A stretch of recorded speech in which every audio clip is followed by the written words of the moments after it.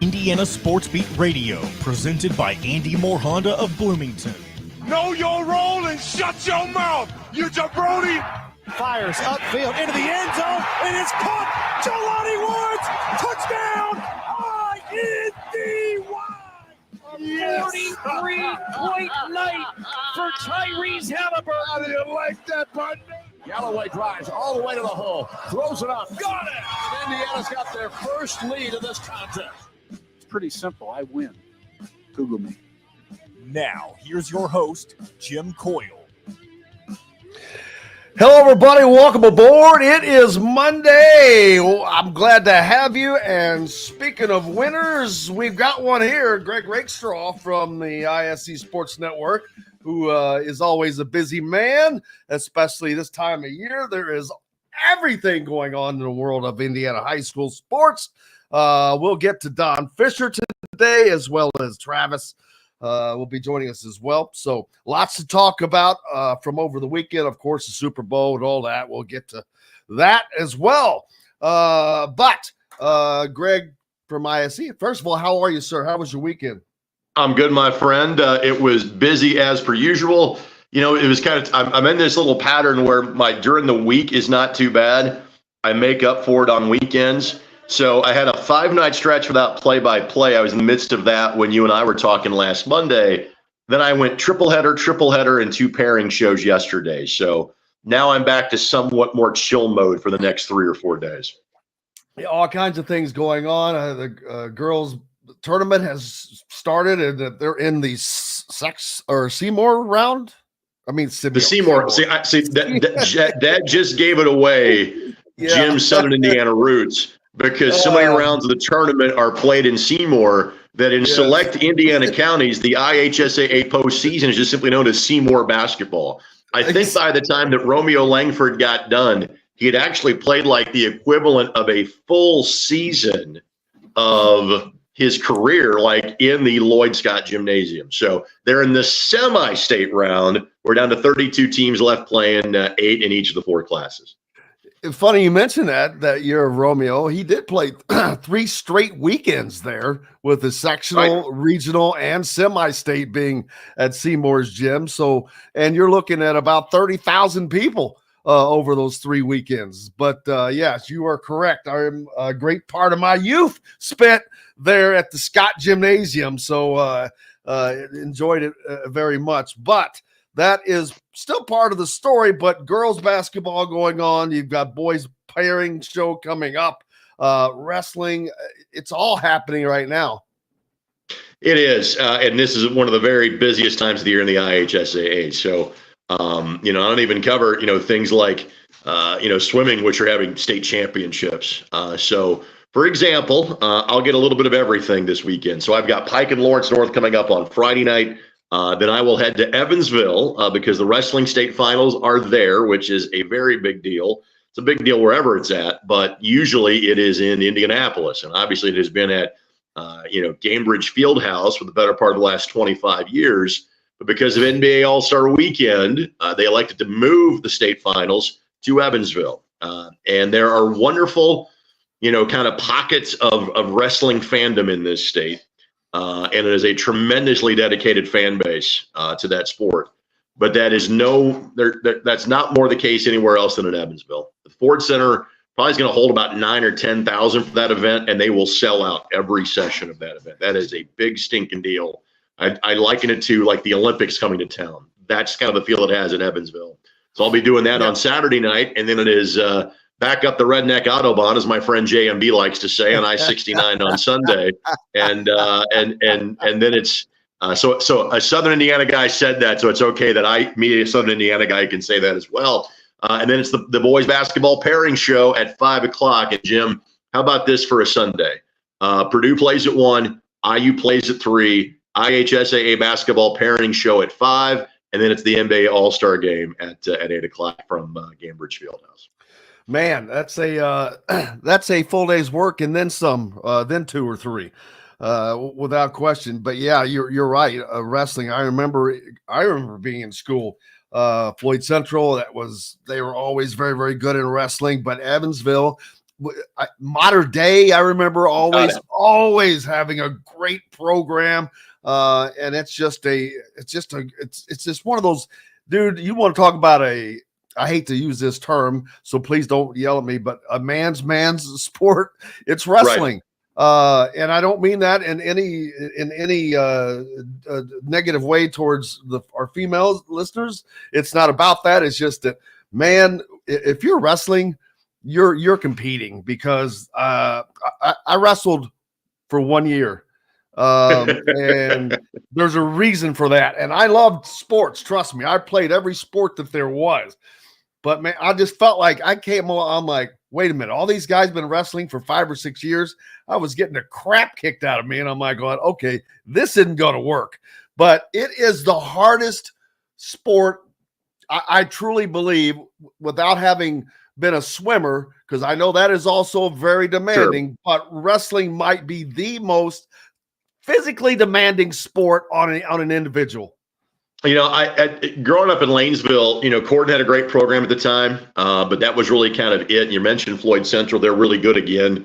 I think they're just below that level. There's probably 3 teams that truly have a shot for the state championship: Center Grove, Brownsburg, and Crown Point. For example, Crown Point has wrestlers in 12 of the 14 weight classes. And if you're not familiar with wrestling, maybe familiar with track and field, it's about number of athletes that place in terms of winning a state championship. That's how it's determined. So Crown Point's got an edge there. Floyd Central probably is in that next tier of teams. They, off the top of my head, I think they have maybe 5, 6, or 7 kids that have qualified, you know, for the state championship, which is impressive. And I have the utmost respect for wrestlers. Now, I know exactly what you're saying about being a man's man, you know, sport, and being as demanding of a sport as you could do. But let's also point out, girls wrestling is taking off in this state, and it is soon to be an IHSAA sport. But you can compete in the girls' state championship, which is in January, and still compete in the boys' state championship if you are a female. And so, for example, in the 106-pound weight class, we have 2 female participants. One was the 105-pound champion in the state of Indiana in January.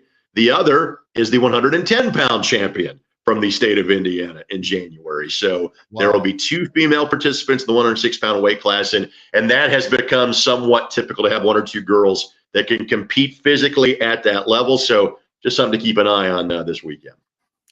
Very cool. And let me tell you, man or woman, that is, if you're doing it, I take my hat off to you, because it is, I trust me, I know what they go through, the cutting weight and all of that. But it's not, it's just the demanding of the practices. I mean, first of all, if you know where anybody works out from a wrestling standpoint, you know, the basketball players, they're out on the gym, swimmers in a pool, football players out of the wrestling, they're in a box. Always in a box that's closed, that's small, that the doors are shut, that when you're in there, it's 110 degrees. It is just a hot box every time, and it amazes me. And every time you go by, and I was just at Heritage Hills a week and a half or so ago watching Trent Sisley play basketball, but right next to the locker rooms, you could see into the football wrestling room.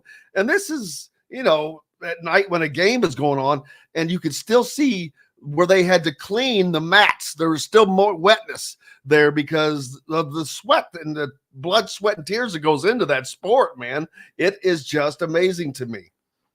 I get to do wrestling maybe twice a year. And I joke with people, the wrestling state finals is the easiest gig I have all year. So I am the sideline reporter. I interview the 14 winners, maybe about a minute or 2 after each match, give them kind of 60 seconds to catch their breath, collect their thoughts. And that obviously is on the television broadcast in years gone by. It's all streamed this year, but it's also into the bowl. And so they're speaking to 10,000 people. They're there to watch that. I then interview the winning coach of the team championship. I interview the mental attitude award winner. And I have about 30 seconds off the top of the broadcast to think of something intelligent to say from a storyline standpoint. So as I tell people, the wrestling broadcast I am a part of is the easiest gig I get to have all year, and absolutely one of my most fun. Before we get to the boys, of course, the girls, they're moved along or into the semi-state round, so that has cut it down to 8 in each class. Is that right? That is correct. So, and we had a draw show for them yesterday. And so there are 8 in 4A, 8 in 3A, 8 in 2A, 8 in single A. My beloved hometown Lanesville, the defending champs, still alive in 1A, and they get to play in New Albany for a second consecutive year. One of the Greg, storylines. what's the draw show at this stage? What's the draw show? So what we have done for a second year in a row, there are when the draw is originally announced, there is no draw past the regional round. All right. So we have the draw for the sectional, and we also draw for the regionals. There's no semi-state pairings.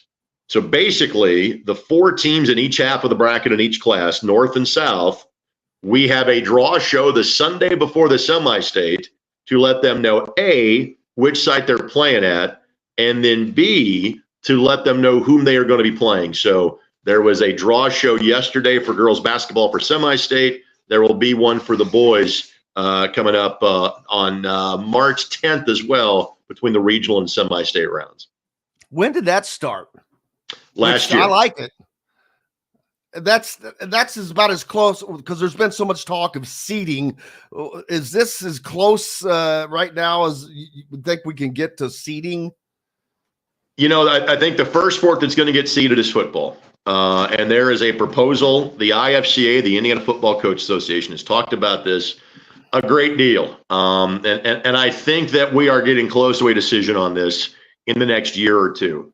And I think, Jim, if there is a sport that it's going to happen first, it's going to be football. That'll be the kind of the canary in the coal mine. And we'll see just how receptive my friends in terms of the IHSA executive committee are to it. I think more and more coaches are pushing for this. We'll see how it plays out. But if something is going to happen first, it's probably going to come in football. And it's probably going to come at the 6A level, where it's 32 teams.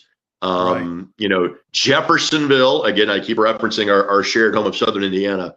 Jeffersonville is kind of the outlier in terms of from a geographic standpoint. Right. If Jeffersonville is in 5A, then all of 6A is Columbus North and further north, where teams aren't as geographically spread out, where potentially you're not just seeding in the sectional, you're seeding like on a statewide basis, maybe seeding on a regional basis, trying to keep travel costs down. So if there's going to be seeding in a tournament, I really think it's 6A football is where it might start.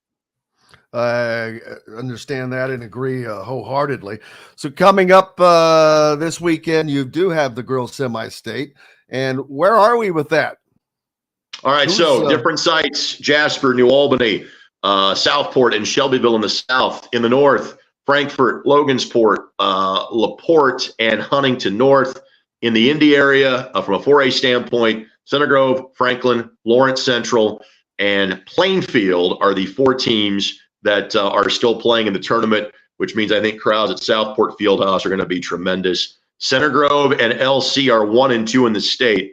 LC is number 1 in both the AP and the coaches poll. Center Grove is number 1 in the Sagarin ratings. Center Grove has 1 loss on the season. It's Franklin. Franklin 2 years ago was in the state championship game. That is an absolutely loaded semi-state field at Southport Fieldhouse coming up on Saturday. And your old Lanesville Eagles are playing at New Albany, I see. That is correct. And so the doghouse going to look purple for a good chunk of Saturday. So Lanesville plays Jacksonville, whom they played in the semi-state championship game last year. And then it's Wood Memorial and North Central of Farmersburg in the other half of the bracket. Winners meet Saturday night. Who is the is there an unabashed just best team in girls basketball this year?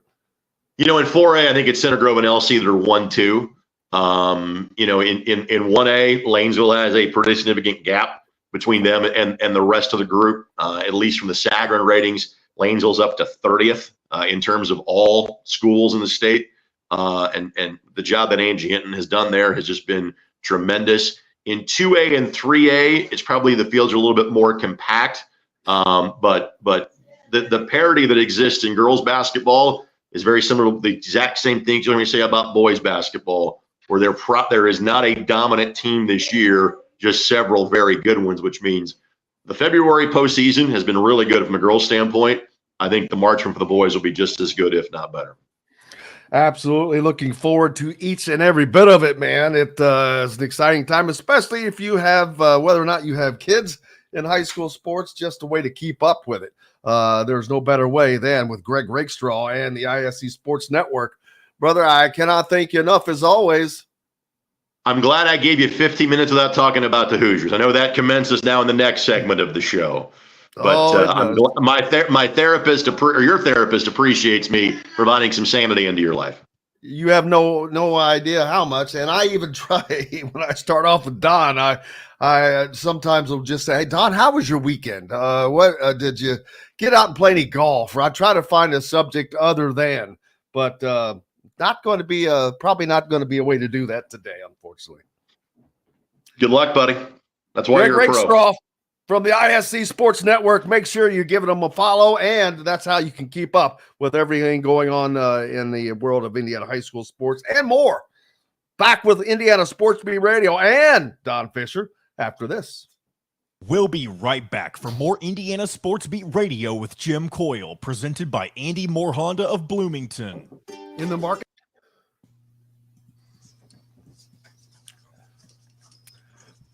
I always love that hat, Don. That's a great hat. That's a keeper there. Yeah, it's got Pacers on the front. It's got IU on the side. It's like one of those golf hats you get someplace. Titleist on the front. Yeah, I can't remember. Well, my wife, who works for the Pacers, I keep forgetting that. Yeah, she's been with them for 37 years. She's the second oldest employee of the Pacer organization. What does she do there? She has been the assistant to the president of basketball operations for 36 of the 36 of the 37 years she's been there. She has been Donnie Walsh's assistant. She has been Larry Bird's assistant, and she has been Kevin Pritchard's assistant. So she has been the assistant to the president of basketball operations for almost all her career there. That is crazy. I need to get her on one day. And when your term is up, I need to get Mrs. Fischer on. Good luck on that, because she does not like any kind of publicity. I hear you. She hates that stuff. I hear you. Well, we could turn the camera off and it could be like the unknown, the unknown contributor, or like the old days. What was the Gong Show and the guy that wore the bag over his head? I don't know, because I think I watched the Gong Show twice in my life. I just thought it was so stupid. It was. Oh, it was absolutely that and much more. Oh, and trust me, I grew up watching a lot of stupid, the Dumb and Dumbers and all those kinds of things. What's Jim Carrey? Jim Carrey. The one of my favorite all-time shows was the first one that he did. It was just absolutely ridiculous. Which was a pet the dolphin thing. Remember the dolphin? I don't think I ever even watched that one. There are certain ones I did watch. I don't think I've ever seen Dumb and Dumber. I saw Dumb and Dumber. I've seen as dumb as I am, and I know that's shocking to people. As dumb as I am, there are just even some that I don't watch. But I mean, it's interesting. My boys growing up, they loved Chevy Chase and Christmas Vacation and all those kinds of things. Great. And they'd lay on the floor. I had 4 sons, and they would lay on the floor laughing, going nuts over that kind of stuff. And you know, when your kids are having fun, you know you're having fun. So exactly. Your butcher, baker, and fish house, no matter where you live. This segment is brought to you by the Chop Shop, home of the Indiana football and men's basketball coaches shows. Welcome back to Indiana Sports Beat Radio with Jim Coyle, presented by Andy Moore Honda of Bloomington. Welcome back, Indiana Sports Beat Radio here on this Monday. I'm glad to have you with us, and now being joined by the voice of the Hoosiers, Don Fischer. And Don, before I forget, Tony Kale says hello from WCLS here in Bloomington. How's he doing? He's doing just fine. He just sent me a shout out this morning, hello, and so I wanted to make sure that I told you that he said hi, and he's one of Bloomington's great treasures and broadcasters for a long time. Does the Edgewood games in addition to hosting his show there on WCLS. So, but just want to make sure I give him a shout out. Thank you, sir. Appreciate you. Good man. Absolutely terrific guy. The weekend. Let's talk football for Indiana. Kurt Cignetti. Kurt Cignetti speaking to the media last week for the first time in a while. Don, the first thing I noticed, I don't know if you got to see his presser or not, because I know you've been busy, but I was like, did somebody give him some Xanax? He was very relaxed, almost jovial. And although we have not seen Kurt Cignetti that much, that was still a big change for me to see him that way. I'm like, wow, he seemed very happy. So if you get a coach that's in his first year and he's just gone through the round of recruiting and all of that he's gone through with filling his staff out and basically filling his roster out, right. All the things you have to do in a new situation. And even admitting that his wife has said, hey, all right, it's time to take some time off. But he seemed extraordinarily relaxed, which means he's comfortable with where Indiana is right now. Well, I think when they get off the recruiting trail and get a couple of days at home, I think they do get relaxed because these guys have been on a whirlwind tour here the last several weeks with recruiting, trying to make sure that they've got their roster the way they want it, and then recruiting for the next couple of years. That's really where the recruiting has taken place here of late. They pretty much have their roster intact. I mean, there may be a couple of players they add at some point here. They still have an opportunity, I think, until April. Sometime in April, I think they have another signing period or a transfer portal thing. I think that's transfer portal opens up one more time. Yeah. So they'll have that. But right now it's basically a relaxed time for the coaching staff in the sense that, they're still working on things and getting ready for spring ball, those kinds of things. But it's not the rat race of going out and recruiting and being on the road for 2-3 weeks at a time. So I think most of these coaches at this juncture are all feeling a lot more comfortable in their situations, and it's not the rat race that it has been. And this is going to be an unusual situation at least on our side, the media side, going into spring ball, having an idea already of in certain positions like quarterback, who's going to be where, who's the lead guy. We already know that, but not that couldn't change. But we kind of know who is going to be in that position. It's just going to be interesting to see the offense and things like that they put in place. But other than that, it's different to kind of have an understanding of where the program is going. And even though we have yet to see all the different parts and pieces, there seems to be an understanding of what they're trying to do. Well, without question. And the big thing right now, and Kurt said this in his press conference last week, that right now the football program at Indiana is in the hands of Derek Owings, who's their strength and conditioning guy. And he trusts this guy implicitly. Right now, the players are working feverishly in the weight room and getting ready for spring ball, understanding what this coaching staff wants of them, because obviously the strength and conditioning guys know exactly, having been with Kurt Cignetti for a long time, exactly what he's looking for. And they're adapting. These players are adapting to the new system, which they're all learning it at this point, and they're all going through it at this juncture at the same time. So it is a learning period, especially for the players in regard to what this staff expects of them as players, what they need to do from a strength and conditioning perspective, and then just the atmosphere. They're soaking in the culture that Kurt Cignetti is trying to develop for this program. And that's basically what this time frame is dealing with right now. And then they get into spring ball, and you will get a better look, as you pointed out. We'll get a little more of an idea of what we're going to see when fall arrives. Absolutely. And something that stood out to me is how they're going training, how they are training as far as, and I hate to steal a lot. I should have worn my shirt from Chad Powers today, but train fast to be fast. And that sounds kind of funny or silly, but actually there is a method to it. Everything they're doing is they want to move fast. And I think that you're going to see an offense next year that moves quickly and it has a rhythm to it. And it's not going to be by accident. No, there's no question. And again, that's what this time frame is all about. It's what the spring ball is all about. And then, of course, the summer conditioning and the 7-on-7 drills and all the things that they do in the summertime to get ready for a new football season. And all these players are acclimating to one another, too, because you've got so many players out of the transfer portal. I think, 22 players out of the portal that will be joining this program, plus a bunch of freshmen.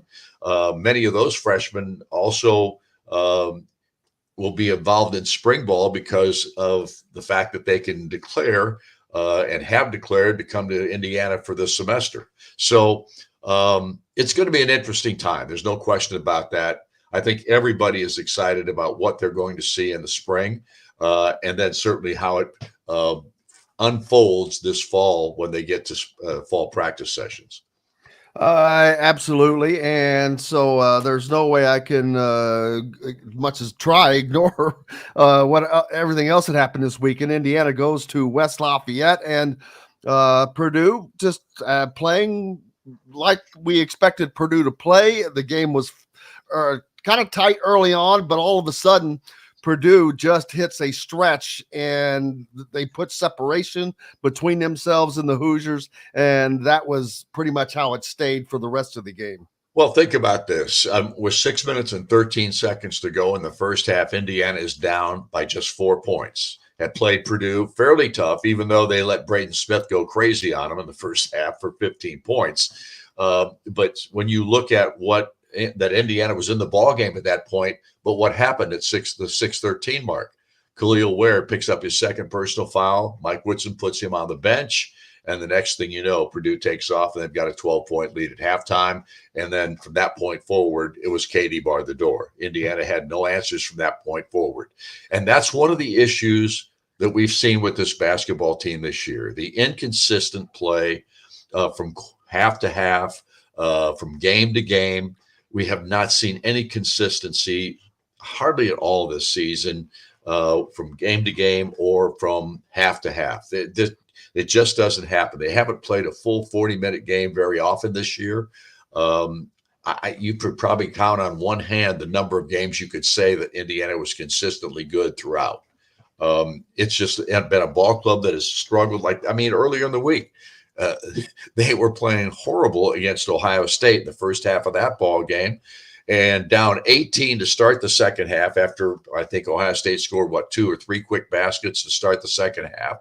Woodson calls a timeout. The next thing you know, Indiana starts to fight back, and they do fight back all the way. And Trey Galloway, give him credit, along with Malik Renew and Anthony Leal and that group that was out there on the floor. They fought their way back, able to win the ball game. The only shot that basically Anthony Leal took in the ball game was the game winner, and then he adds 2 free throws to that. So a terrific comeback, but it was all in the second half. And then you get to Purdue, and you're right there. One little thing happens, and they can't overcome it. And I say little. Khalil Ware is not little, but him picking up a second foul, going to the bench, that opened the floodgates for Purdue, and Indiana was never able to recover. Yeah, and they have got to find a way to try to finish the season out as strongly as possible. And now they have dropped to 6-7 in Big Ten play, 14-10 overall. And not that any of us expected them to be fighting for a number 1 seed or a bid in the tournament, but just to finish this season with a winning record is, I think, of uber importance for this program. If you end up with a losing record, that really sets you back in a number of ways, and they have the possibility of not doing that, and it's basically up to them. Well, it is up to them. There's no question about that, and it starts this Sunday. You've got Northwestern coming to town. It's a good basketball team. Northwestern right now is certainly in the hunt, but they're not going to catch Purdue because I don't think anybody's going to catch Purdue right now. Everybody's fighting for those top 4 spots in the for the Big Ten tournament that will be held in Minneapolis, Minnesota. By the way, cannot wait for that. Yeah, I'm not happy about it in any way, shape, or form, nor is anybody in the state of Indiana, I don't think. But all that said, this Indiana ball club still has 7 ball games left. 4 of those ball games are at home. If you can take care of home, which is not going to be easy because most of those games that they still have to play at home are tough matchups. If you can win those 4 ball games, you put yourself in a decent position. If you don't win those 4 home ball games, and let's say you only win 1 or 2 of those, you've got to win the other ball games, the 3 on the road, to not be a part of that first day scenario, if you know what I mean, in Big Ten tournament play. So this is a ball club right now that's on the fence, and that fence may crumble in a hurry if they get off to get another loss here at home right at the beginning. And they've got 7 days to get ready for this game against Northwestern. And we know doggone good and well that they're going to struggle against Boo Buie because I was going to say that's the problem is Northwestern is led by great guard play, which is where Indiana has really struggled. Exactly. There's no question about that. And their guards, I mean, Ty Berry, I guess, didn't play yesterday, but they still found a way to get it done, or Saturday, whenever it was. And look, this basketball team has the inconsistency factor is the biggest issue from my perspective on how they go from half to half or game to game. They've got to find some consistency here at the end of the season. We'll see if they can do that. And that'll be a big question for Mike Woodson here as we go to Inside IU basketball tonight. How do you get this team to play consistently good 40-minute basketball games the rest of the season? Because that's been the problem. They just haven't had any consistency throughout games, from game to game, or from 40 minutes to, or 20 minutes to the next 20 minutes so far this season. Very seldom has it been good. No, and now you look at things like recruiting, and you think of the bigger picture for Indiana, what this does to them. In Woodson's 3rd year, they're not anywhere where I think any of the IU fans thought that they would be, which that is not always accurate anyway. But think about this. I mean, Mike Woodson in the post-game press conference on Saturday says we've got to add some pieces. Well, what's that tell you?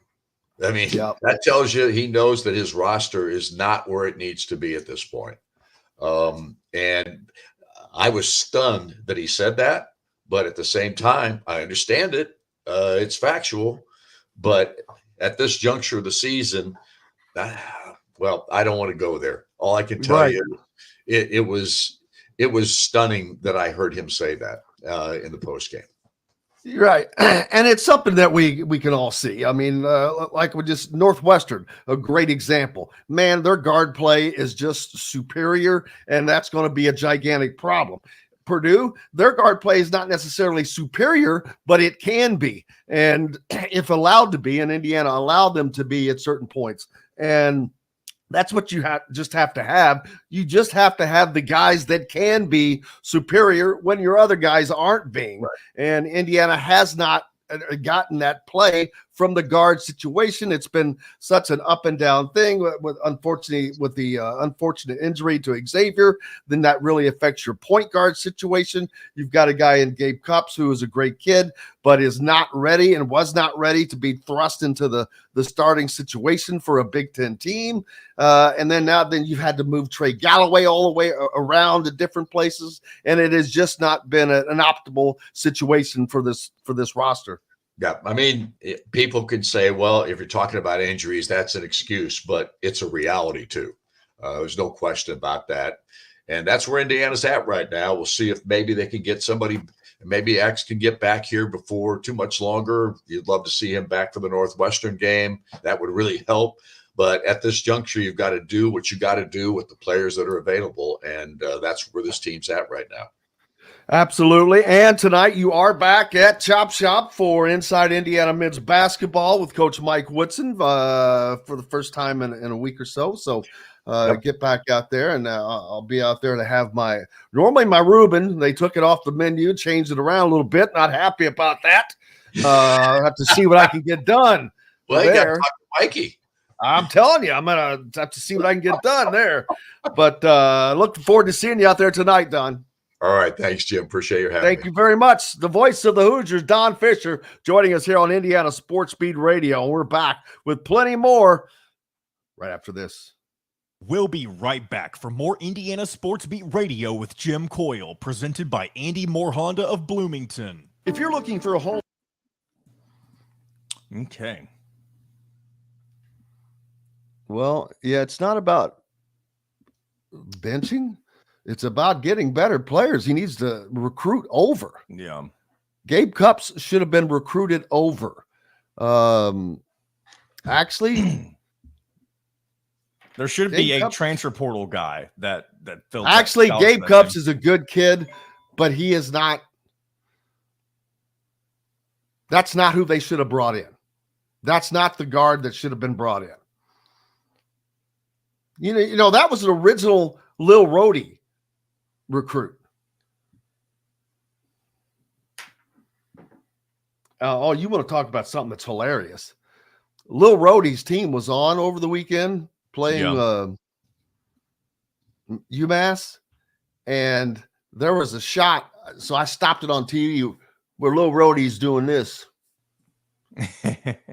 And I noticed on their merch that they were wearing, like their pullovers, it said Rhodey on it. And I'm like, oh my God, you got to be kidding me. Please tell me he's wearing one of those. Oh man. He wasn't. But let me see if I can get this picture pulled up. Where are my G-Wiz?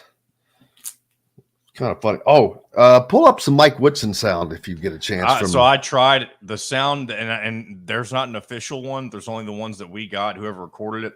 The sound on Woodson's presser is horrendous. I do have Trey Galloway. That sound is fine.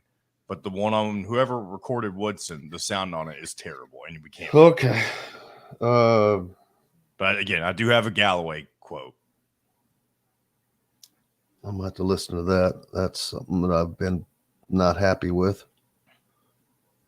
I don't know if they're just not hooking up into the little. They don't know. Well, they don't.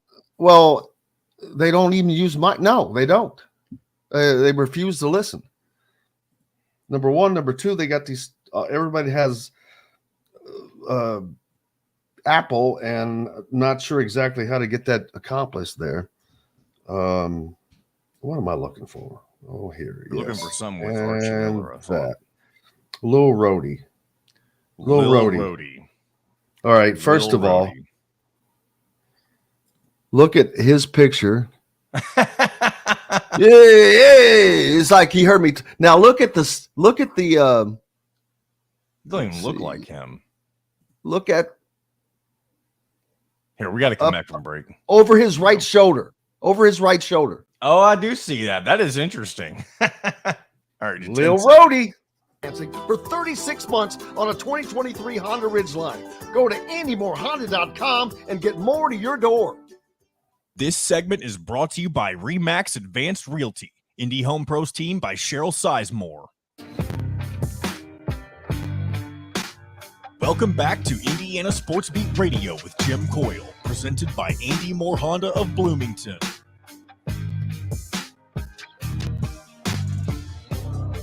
Welcome back, Indiana Sports Speed Radio here on this Monday. Post Super Bowl, man, how about that game? The Chiefs down the whole time, on their heels the whole time, and they do what great ones do. Patrick Mahomes leads yet another fourth quarter comeback or fourth.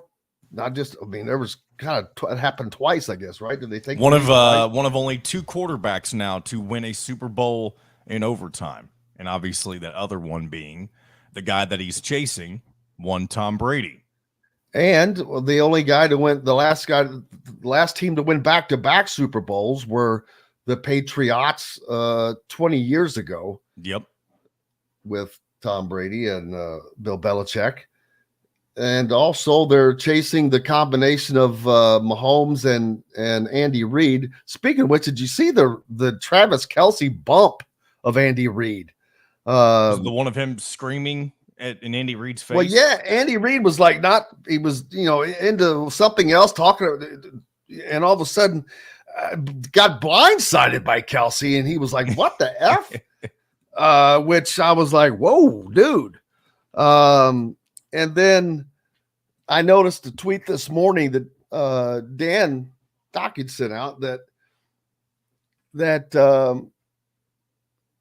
Paul McCartney was in Taylor Swift's suite, yet CBS never mentioned him.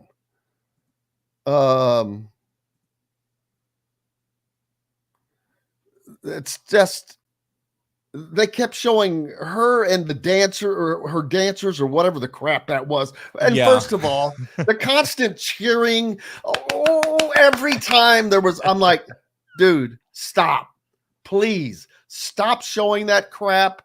Nobody cares. I've got to say this. One thing I did notice about the whole Taylor Swift aspect of it is they didn't show a lot of her in the first 2/3 of the game.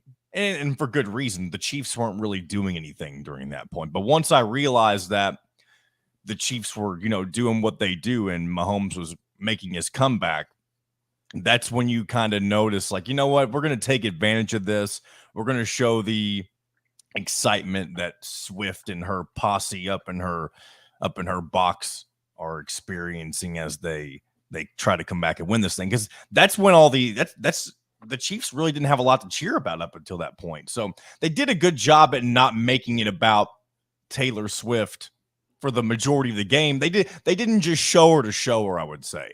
They showed her in times whenever I guess it was more appropriate, but it did become a little bit of overkill, I guess you could say, towards the end. But I mean, what else do you expect? I mean, she single-handedly brought millions and millions of dollars that the Chiefs otherwise would not have gotten this season if it weren't for her just existing in their franchise. How? Have you not seen the amount of money?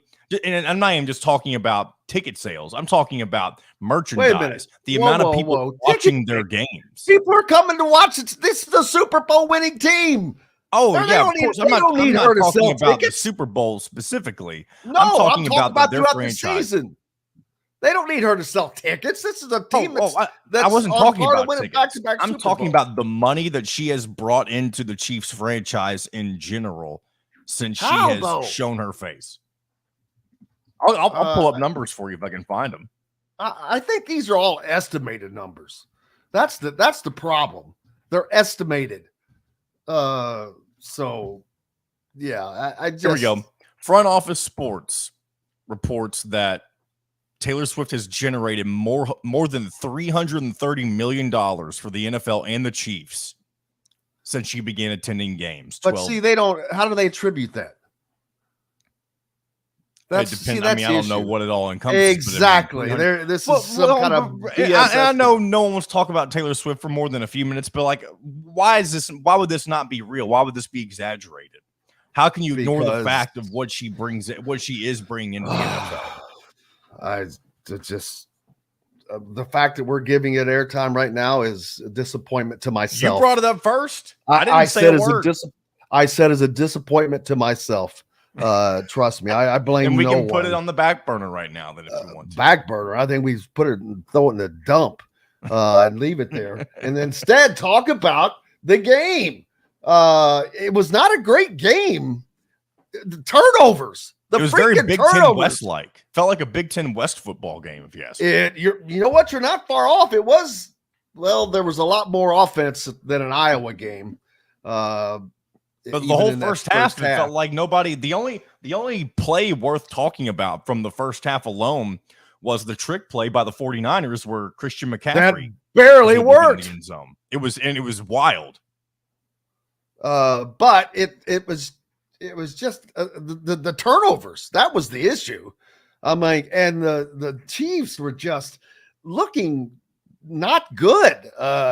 Just dropping snaps, bad snaps, just all kinds of stuff. But how about the field goals? My God, they broke the record like twice in That's the what game. you get when you get to play in a dome. You can kick field goals as far as you can imagine.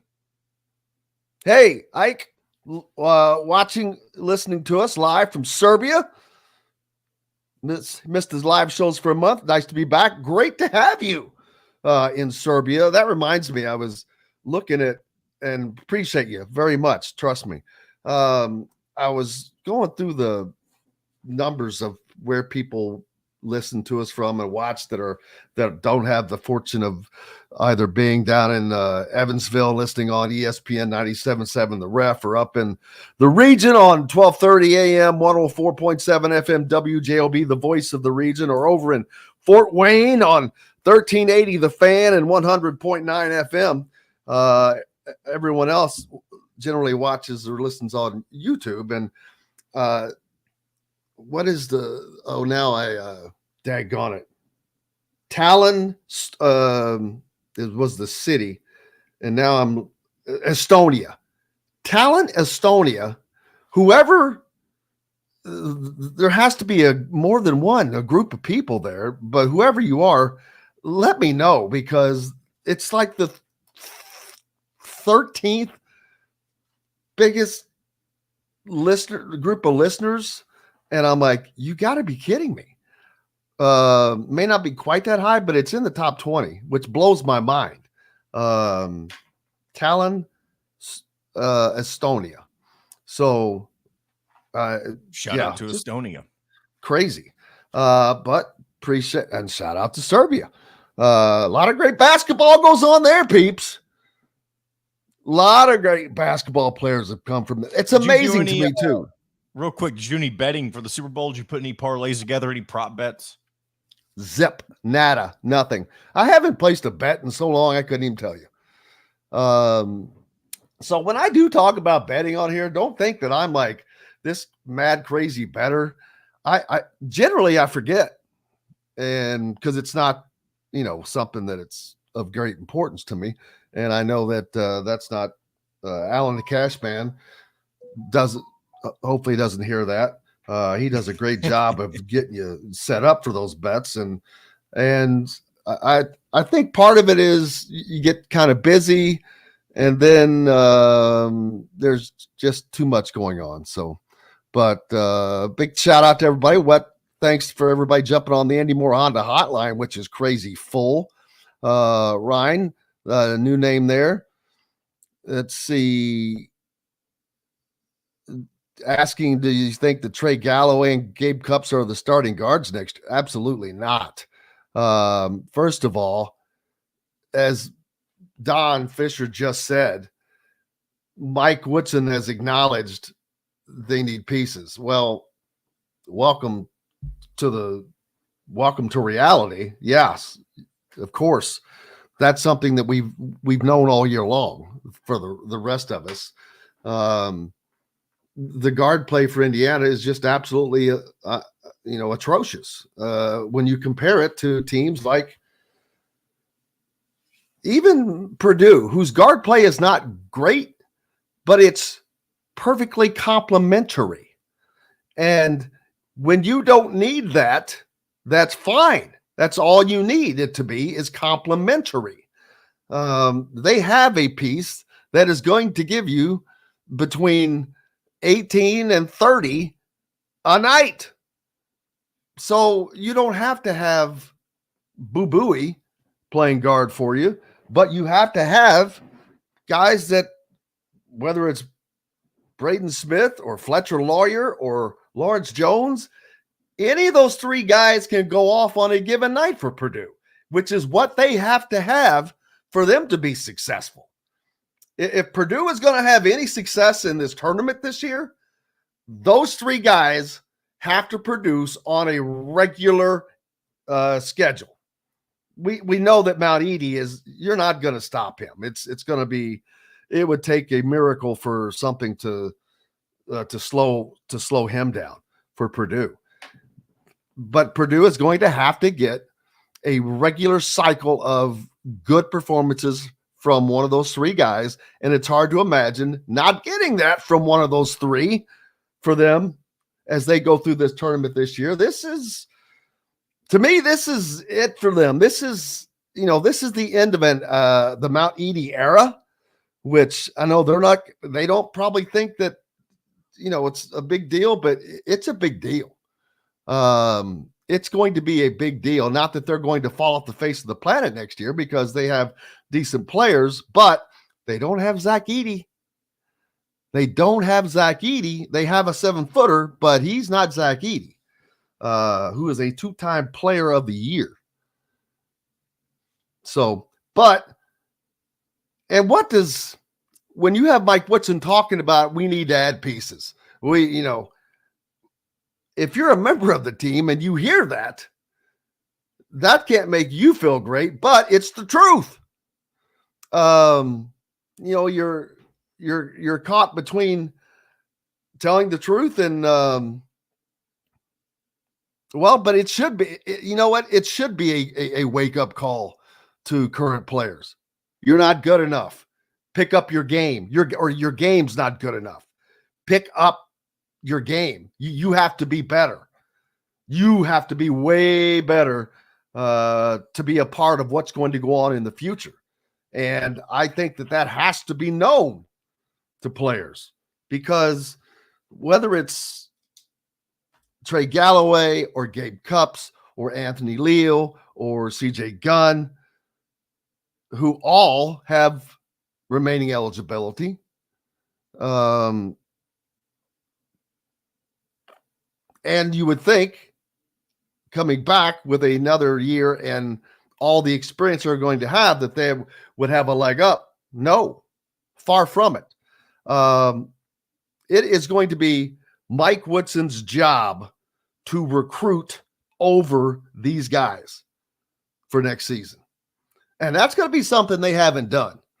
I mean, the recruiting has not exactly been great. I know people think it has been because you've landed some big names, but you've landed singular big pieces. You have not landed good recruiting classes. What really good recruiting class has been gotten? That's the problem. You're not bringing in multiple pieces. We've got to take a break. We've got lots more coming up here on Indiana Sports Beat Radio, including Travis Miller from Boiler Upload. Talk about that and much more here on Indiana Sports Beat, brought to you by Remax Realty. If you're in the market for a home in the Indianapolis area, you need Cheryl Sizemore and her 2 decades of experience. It could be the difference between getting the home you want or not. Reach out to her at Cheryl@IndyHomePros.com. Back with more Indiana Sports Beat Radio right after this. We'll be right back for more Indiana Sports Beat Radio with Jim Coyle, presented by Andy Moore Honda of Bloomington. In the market.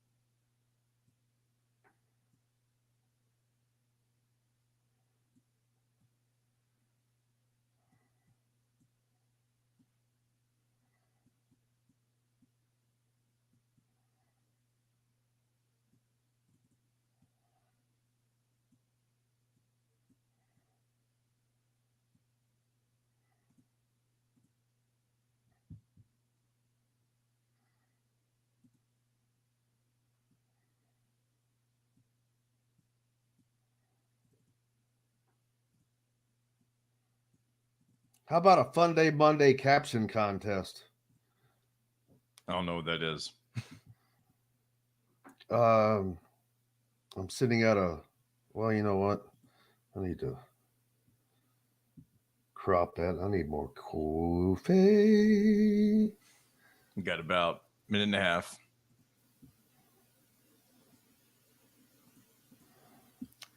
Minute and a half.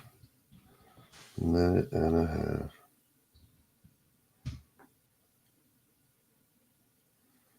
I didn't get back with you. No. And we'll be able to start getting oh,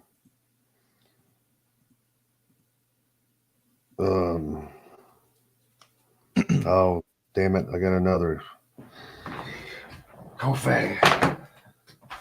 Call it out. Call what out? Time. Oh, you got 45. Time is on my side. Yes, it is.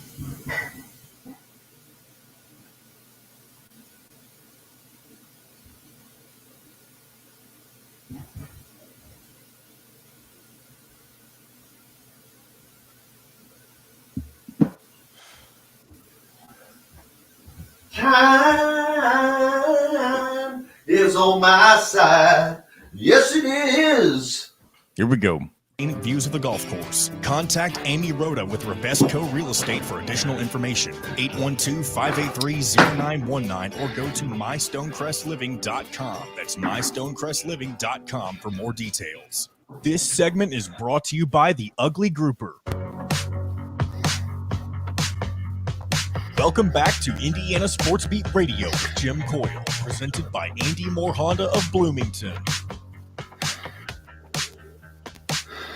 Welcome back. It is Monday. Appreciate you being with us here in this mid-February day.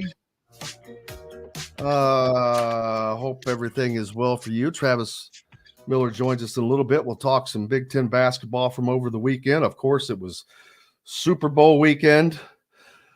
Was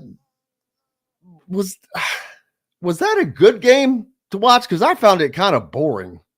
Because it was, I think, because of the turnovers, but it got exciting toward the end without question. John Boy, were you engaged in that game? You know, it was, I think you're right on the money. I think I enjoyed it just for the simple fact that it was the Super Bowl, and it is interesting to kind of follow along with Mahomes and seeing if he's going to truly be the heir to Tom Brady. And I think that's pretty apparent now that he will have a shot by the time he gets to the end of his career to be the greatest of all time. And I'm not saying he's going to do that, but I mean, he's put himself in a great position, being to 4 Super Bowls already and winning 3 of them. And fun fact, the one that he lost was to Tom Brady. And I'm not really a big Mahomes fan, but as you know, being able to see his career unfold the way that it has, it is interesting, and I can respect what he's done. I don't really like the way that he kind of carries himself necessarily, but it is nice to see somebody kind of take that torch, I guess, from Brady as being the best quarterback in the NFL. Well, he's taking it only because Brady's no longer there. Oh, but of course. He's not. Yeah, he's not. But everybody has their time, and right now this is his, and without question. His window of opportunity is still wide as can be. I mean, he's already got 3 titles. I don't know how many more he's got in him, but he's obviously got plenty of years left. And if the roster that they've put together with the Chiefs stays together for, you know, a good enough amount of time, I mean, there's no reason they can't continue to win. And we'll have to see how that plays out over the next several seasons. Absolutely. Indiana basketball, of course, over the weekend, a loss at Purdue, which no surprise there. Hell, it was a closer game. Wasn't the score closer than it was in Bloomington? I believe there was a 22-ish point loss. I don't remember what the final was in Bloomington, but it wasn't, you know, close. I'm going to have to obviously go back and look and add it up, but that could be this might be the worst single season point differential ever Could be. between these two games for Indiana. And that's saying something considering, they lost 9 straight during the Archie or Little Rhodey era, and then it tailed off of the last little bit of the Tom Crean. I mean, he lost like his last time or two to him, which started the run, but Little Rhodey just never, he never won. He never beat him, not once. So, but yeah, so you're in the first game. What was the point differential in the first game?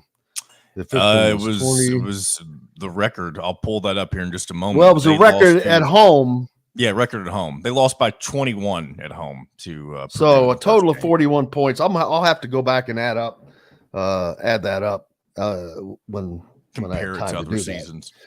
But yeah, that could be the absolute worst. Now, granted, it has been rare that Purdue has been in a situation to where they're expected that they're this good. Yes.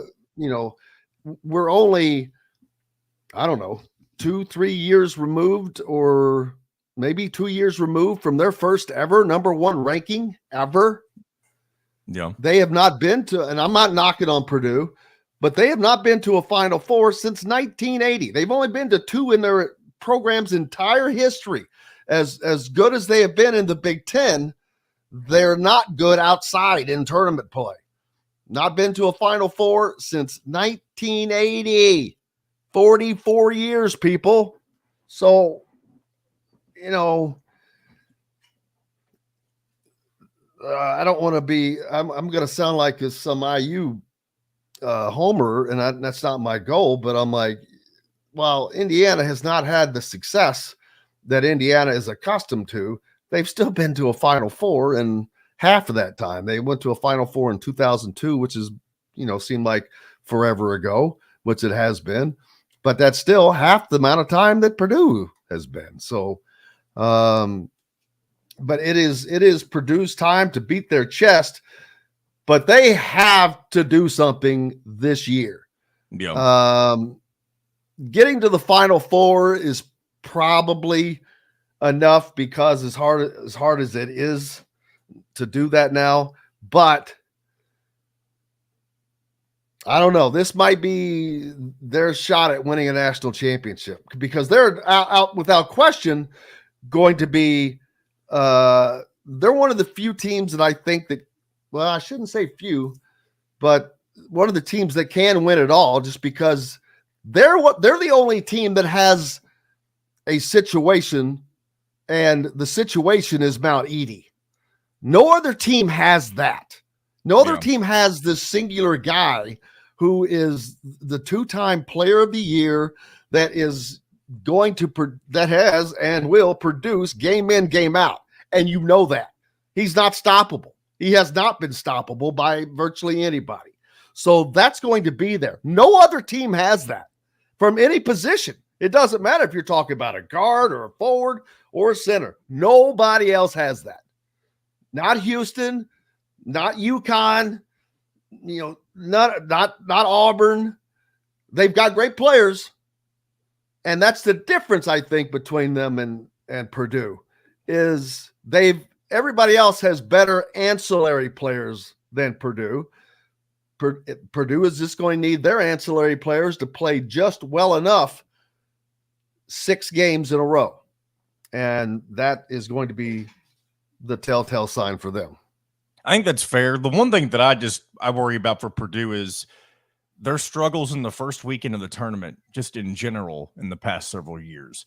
I feel like if they can get the monkey off their back of getting to the second weekend, and I know that they went to the Elite Eight a few years ago, but they ended up losing to St. Peter's that year. So it's not necessarily a loss that you want to, even though you were in the Elite Eight, you should have taken care of business and beaten St. Peter's. But if Purdue can kind of get past the struggle of losing to a team they shouldn't lose to in the first weekend, I think they'll be able to have enough confidence to propel them potentially to a Final Four, unless they run into another, St. Peter's-esque team that is just beating teams they're not supposed to beat. So Well, it's not We'll have just to see St. what Peter's. happens. They've averaged losing to a number 15 seed the last 3 seasons. Yeah. They've lost to a 14, 15, and a 16, I do believe. They lost to a North Texas one of the seasons, obviously Fairleigh Dickinson last year. So if they can avoid those double-digit teams in the tournament after the first round, that might be the key for Purdue to get to a Final Four. But we'll have to see. How about the Pacers?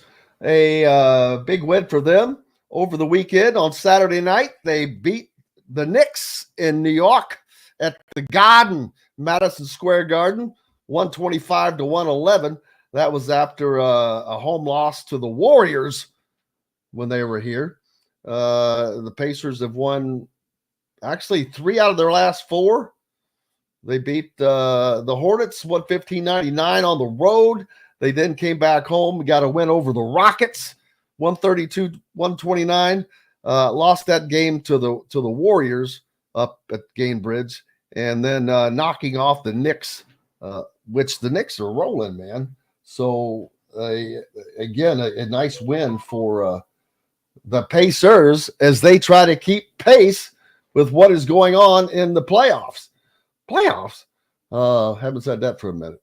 But right now, Pacers sitting in the 6th spot in the Eastern Conference for the playoffs right now, in front of the Magic, the Heat, the Bulls, and the Hawks sitting behind them. But the Knicks sitting in 4th. So Indiana playing up. Indiana's beaten the Sixers this year as well. So they are positioning themselves pretty well. Pretty good. You look over in the Western Conference, and it's the Timberwolves at the top. And the last spot is the Mavs, owned by our good friend Mark Cuban, the former Hoosier there. So we'll have to see which Hoosiers end up in the playoffs this season as the NBA continues to roll on. We didn't talk about the Super Bowl halftime show, John Boy. Did you watch that? And the commercials? I did. I'll start with the commercials because I have less to say about that. I do think the commercials as a whole were disappointing, at least compared to the previous years. I like one of my favorites was the Christopher Walken. I enjoyed a couple. I like the Lionel Messi one for Michelob Ultra that also had Jason Sudeikis in it from Ted Lasso. That was a good commercial. I liked the Paramount commercial that had Creed in it. I just thought that was kind of funny as somebody who enjoys Creed, and people make fun of that band. So those are the two that kind of stood out for me. I feel like as a whole, the commercial people, whatever you want to call them, the advertisers, I feel like they lean too heavily on just getting a big name for their commercial, and they don't focus as much on creating a commercial with good content, if that makes sense. It's more about let's see how many celebrities we can get in this commercial kind of thing.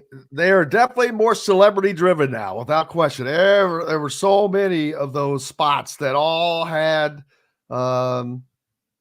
star power, but see that's today. That's where we are today. It's this BS. This goes back to this. I don't even want to bring it up. This TS thing that we talked about earlier. Yeah. Very quickly, mailer fast. I'll call it mailer fast. How's that? Sure. Get it? I get it. Just move forward. But yeah, it's all about which. But again, sometimes it's funny. And I thought that I like the Christopher Walken one. Did you see that one? What was that one for? I think it's for a car. I can't remember what the commercial was for, but everyone that he encountered did a Christopher Walken, which he's probably the most imitated guy because he has one of the most unusual voices in the history. I know you're talking about. Yeah. I remember that commercial. Brought up your car, and I hope you liked how I parked it. Yeah. And finally, he's like, yeah. He's at the grocery. The price on these bananas are unusually high. That's my best attempt at a Christopher Walken. So there's that. So over to Usher. What do you think of Usher in his halftime performance? I figured it probably didn't interest you very much. I feel like I didn't watch it.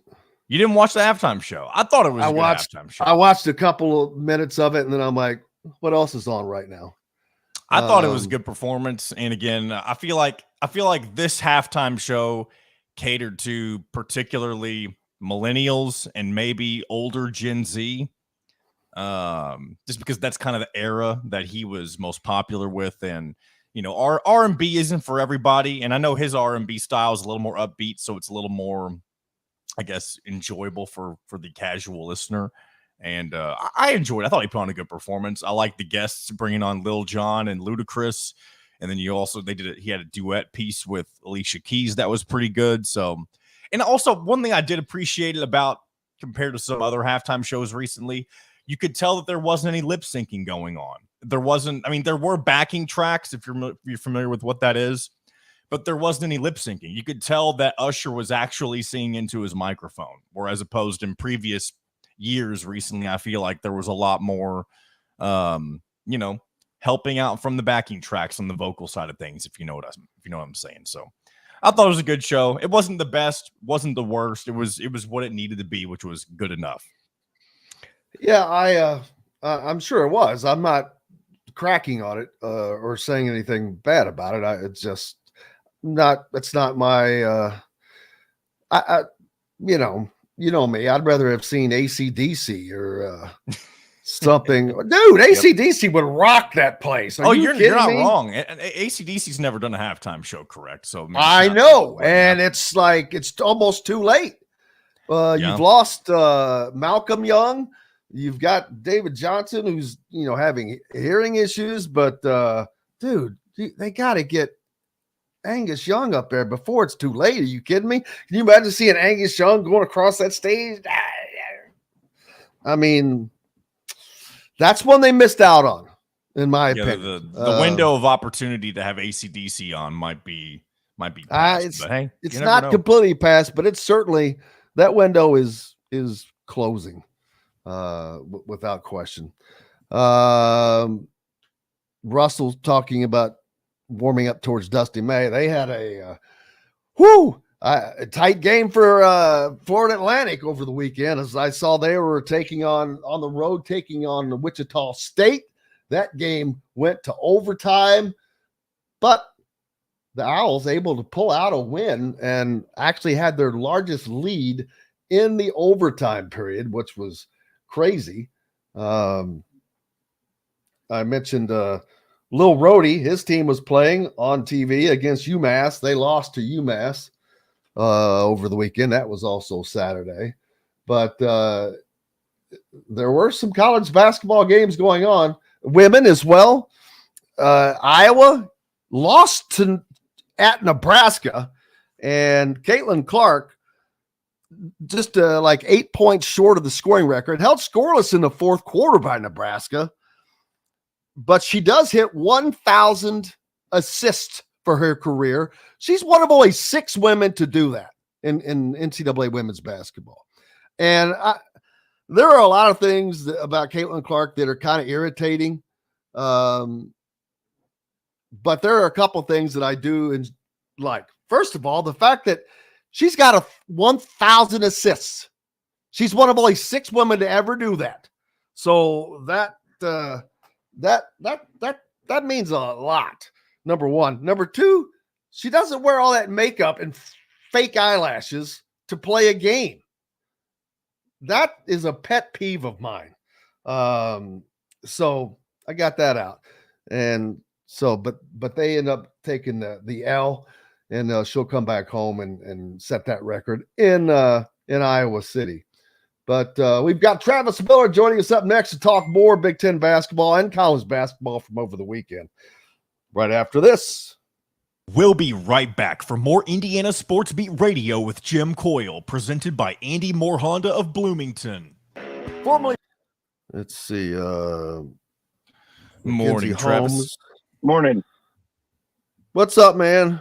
Not much. Certainly looks like Purdue locked up the Big Ten this weekend. Thanks a lot, Michigan State.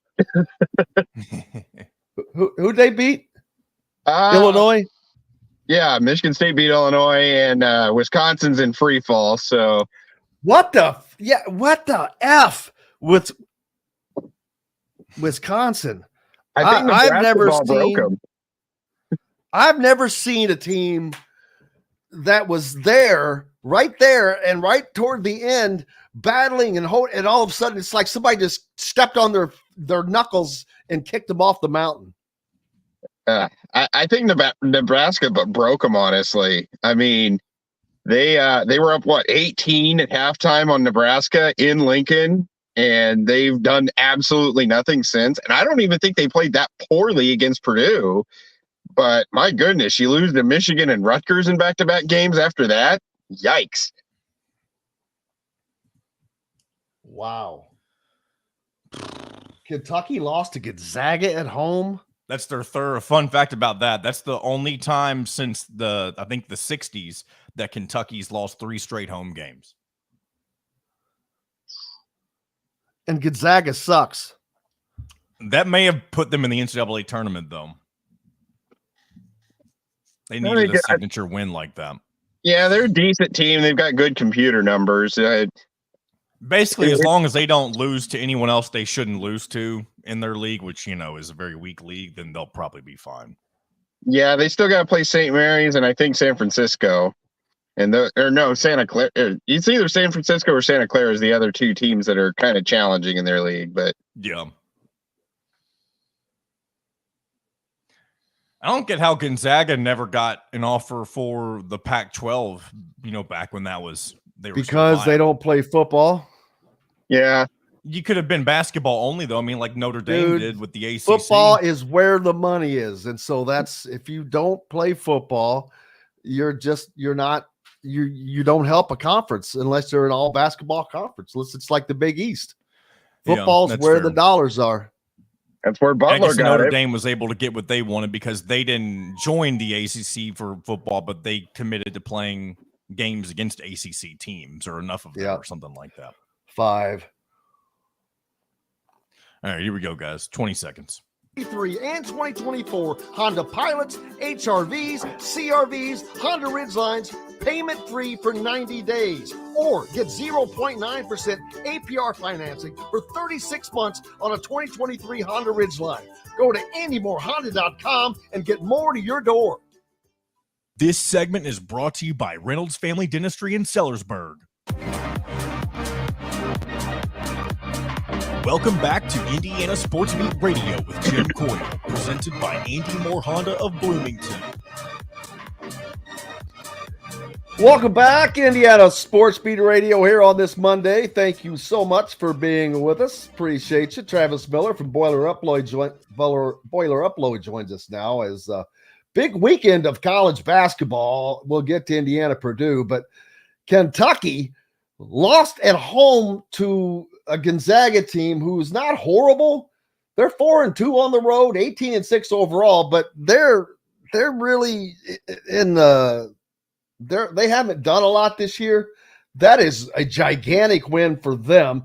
For Kentucky, the third straight loss at home at Rupp, the first time since Rupp opened in 1976, that's kind of crazy. Especially a team as good as they are, they're a top 20 team. So that's kind of nuts. You had UConn, they destroyed Georgetown. North Carolina with a close win over Miami. Kansas edging Baylor. Houston getting past Cincinnati 67-62. Texas A&M unranked, just almost destroying Tennessee at home, 85-69.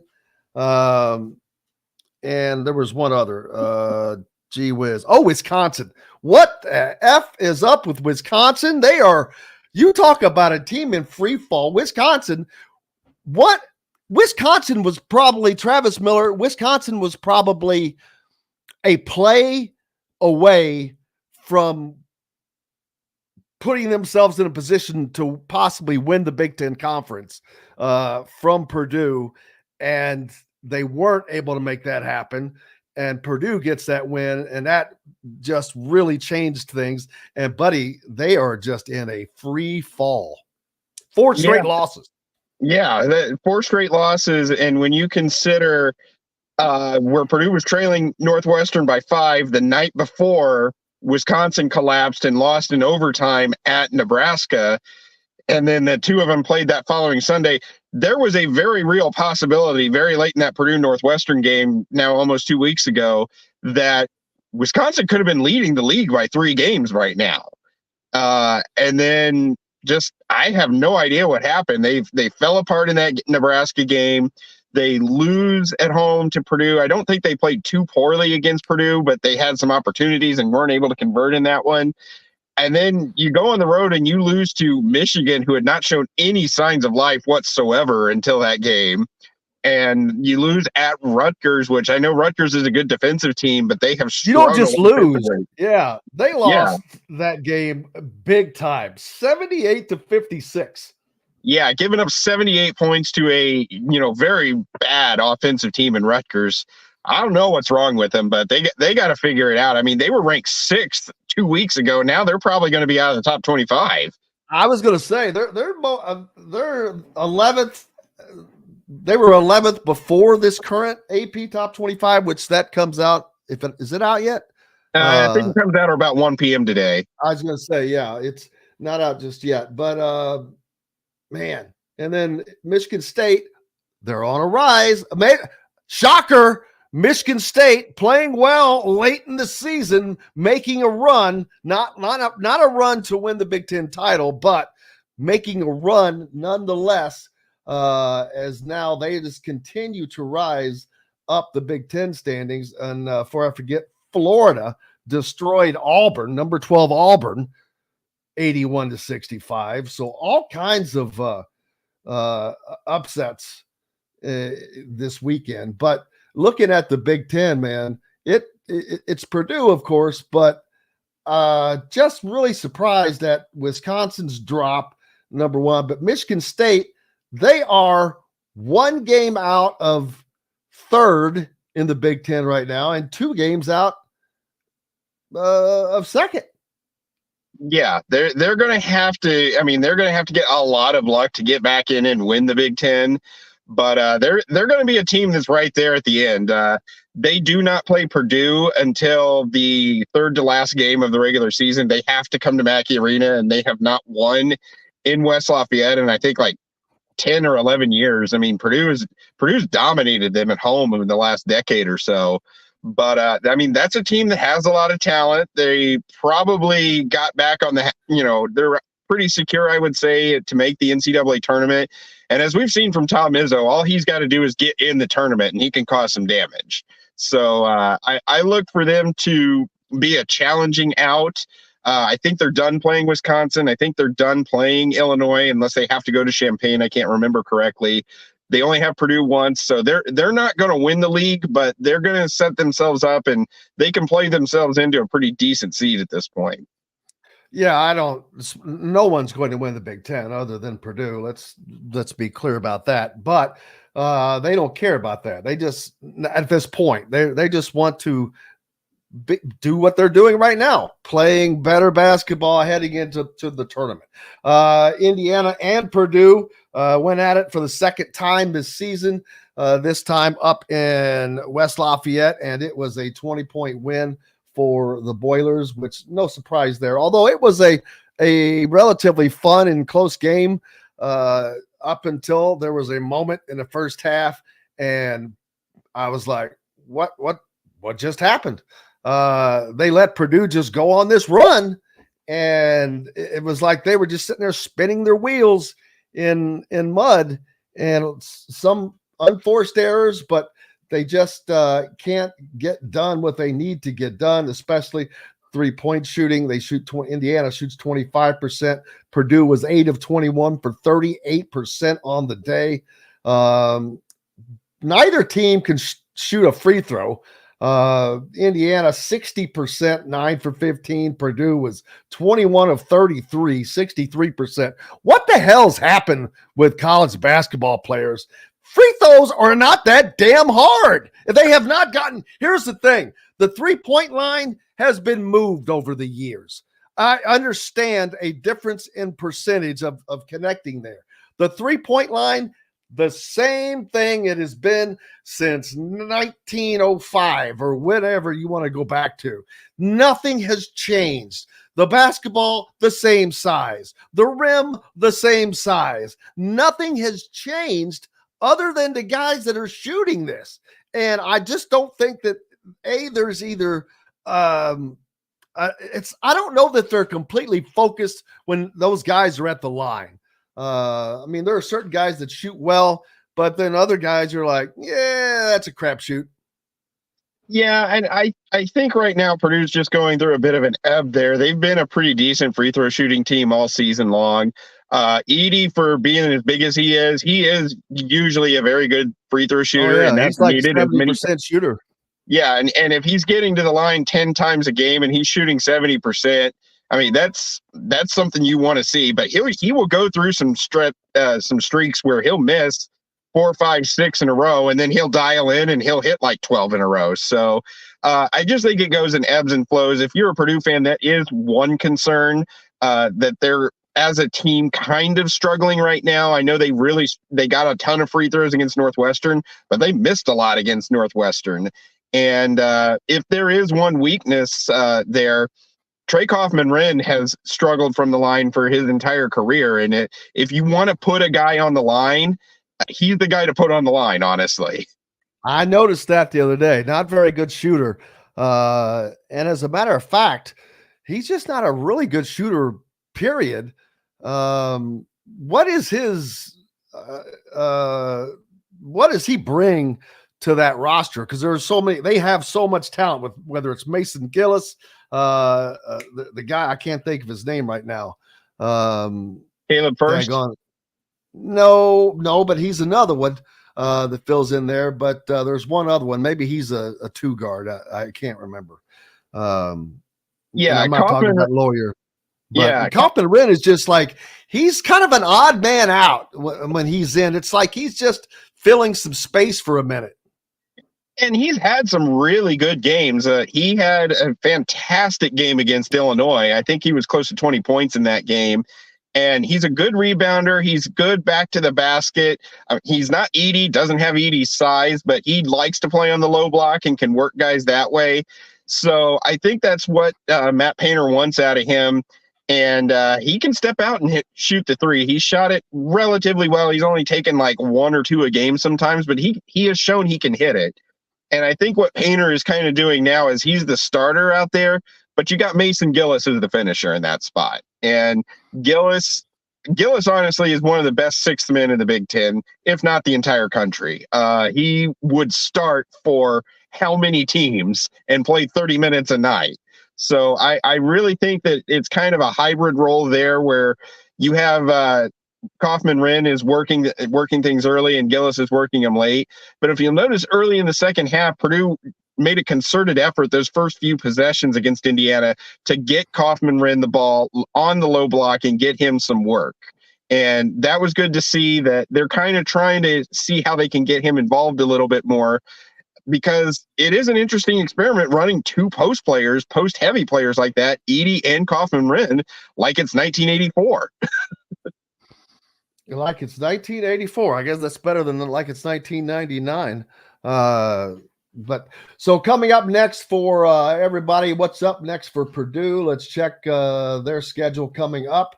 As after their win this weekend, they're still at home as a Minnesota team comes in. That should be nothing more than a good workout for Purdue. Not that Minnesota's bad. They're not going to beat Purdue in West Lafayette. Purdue then has to travel to what could be the worst team in the Big Ten, Ohio State. And then they host Rutgers at home, who, while they've had they're ups and down with Rutgers. Rutgers and mainly because Rutgers is one of those teams that can play physically with Purdue, and you have to be able to do that. But they don't have the offensive firepower, I believe. Then Purdue goes to Michigan again, a team that's not playing all that well. Then they host Michigan State, which while Michigan State is playing well, it's in West Lafayette.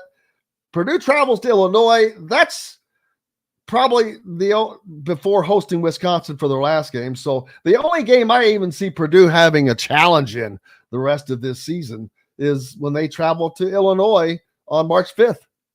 Yeah, and the Big Ten might be decided by then. I mean, that's the second to last game of the year. I don't want to look past Rutgers just because they have played Purdue hard for many years in a row, and they are one of only two teams in the conference that has 2 wins in West Lafayette the last 10 years. And they're playing well right now. Yeah, and they're playing well. They play nasty defense, and Steve Peichel has given Purdue fits in recent seasons. I mean, they won in West Lafayette last year. They had the Miracle Heave win 2 years ago that ended up costing Purdue the Big Ten title in Piscataway. And they're going to give Purdue a game. And that's really kind of Purdue's biggest test right now is can they maintain that focus? Yeah, they've got 2 easier road games at Ohio State and Michigan. Never count on a win anywhere in the Big Ten. And then just got to stay focused in the other games. But I really do think that Purdue probably won the conference this weekend with Illinois losing at Michigan State, just because basically Illinois is going to have to be perfect the rest of the way. They cannot lose another game to get in the race. And then everybody else already has 5 losses and is 3 games behind Purdue, while Purdue has 7 games left to play. And Purdue's not going to lose 3 out of their last 7. So it's really Illinois has to play perfect and get a lot of help to make this even a challenge right now. Yeah, and like I said, it's just while conference play can always be conference play, looking at it on paper, it is what it is. But we'll see. That's why they play the games, because you've got other teams that have other reasons to play hard. Like I said, Rutgers has not been. Boy, they've been looked at as shaky, but then they've done some things. They've not stopped playing hard. That's the one thing about Rutgers is they have not stopped playing hard, and that's how you get the win that they got this weekend. So they're a team you just can't sleep on, and that's that, and especially one that has played well in Mackey, which is hard to do. So that is why Purdue can't sleep on them, as you said. Yeah, I mean can they drag Purdue into a 65-63 game? Absolutely. I mean, Purdue struggled to beat them in Piscataway just a few weeks ago and everything. It ended up being a good win, but it was one of Purdue's worst offensive games probably of the season. So, I'm not putting anything past them. And then, you just have to take one game at a time. I think Minnesota could, be at least challenging. They're feisty this year. I thought that they had a real chance to play their way into the NCAA tournament before they lost this weekend. But Purdue's a clear favorite the rest of the way. And as long as they take care of business in the Big Ten, they're going to be a number 1 seed in the NCAA tournament. They're going to be playing in Indianapolis, probably playing in Detroit in the Sweet 16 and Elite 8. There's really no excuse now. There's no excuse to not have a deep tournament run. You're not getting an easier path to the Final Four than what they're probably going to get in terms of location and seeding. Yeah, I have not looked here. Is Indianapolis hosting a site? Yes, Indianapolis is hosting the first and second rounds at the Fieldhouse downtown. So if Purdue's a 1 seed, they'll be right here in Indy. There's virtually no way that they won't be a 1 seed. They would have to they'd have to go on a Wisconsin-esque streak to lose that, I think, because their body of work has been solidified enough that they're going to be a number 1 seed. UConn is going to be a number 1 seed. I don't know if I know who the 4th will be yet. Houston has seemed like that their body of work, although they just took a pounding from Kansas, would be a number one seed. And then you've got questions. Is it Kansas, who has been so up and down? They've got major wins and some questionable losses. You've got teams like Tennessee, Auburn, but both of those teams just lost. So it's going to be fun. I think this tournament is going to be fun again, but we've got the Big Ten tournament first, which unfortunately is up in, as Don mentioned earlier, for the last time in Minneapolis and on the frozen tundra. They might as well have just played it at in Green Bay. Let's just go to Green Bay and if you're gonna put a basketball court out on the frozen tundra. At least it's in the right spot this year, as opposed to the year it was at the world's most overrated arena in New York, where they made him hold it a week early and everybody had to sit down for a week and not do anything. But but yeah, the Big Ten tournament should always be in Chicago or Indianapolis. Personally, I think it should always be in Indy, just because I like taking a couple days off my day job and going down and watching basketball for 4 straight days, less than 5 miles from my house. So I think it just should be. I'm being there's no way to not say that and not be biased. But yes, it should be. It is the place, man. There's no better place than Indianapolis to host any kind of a basketball tournament or otherwise. They have shown that. The All-Star game coming up in Indianapolis at Gainbridge Fieldhouse. How about that? The nation's eyes will be on Indianapolis for that. So that's going to be pretty cool. How about the picture lately? That picture of Zach Edey. What the hell was that? Where he's sitting in the middle by himself with these funky glass. What were those glasses? First of all, is he trying to watch the game in 3D or something? Have you ever walked past him like at a game or anything? I've been near him. I know how big he is. Yeah, that was what is just so shocking to me, is as a normal sized human being, the first time I walked past him in person was at the Crossroads Classic 2 years ago, the final one. And I'm in the tunnel underneath the field house there. And he comes walking down the hall and walks within 2 feet of me, going one way, I'm going the other. And I just had this moment in my head of, how am I the same species as that guy? It's definitely different. I had the good fortune of working with Tree Rollins once, from former center for the Atlanta Hawks. He's a 7-footer. Seven-footers are just big, man. I've worked for many years covering Zionsville High School for their local paper, and a few years, now it's more than a few years ago, I remember walking in the first game of the season, and I see the list, and I see Derek Smits, freshman, on the roster. I was like, I wonder if that's Rick Smits' kid. And sure enough, I turn around and I see 7'4" Rick Smits ducking underneath the doorway to enter the gym. And you're just like, wow, okay, I guess that is his kid. Yep, it's amazing how many kids are out there now. It makes us sound old. Oh, yeah, tell me about it.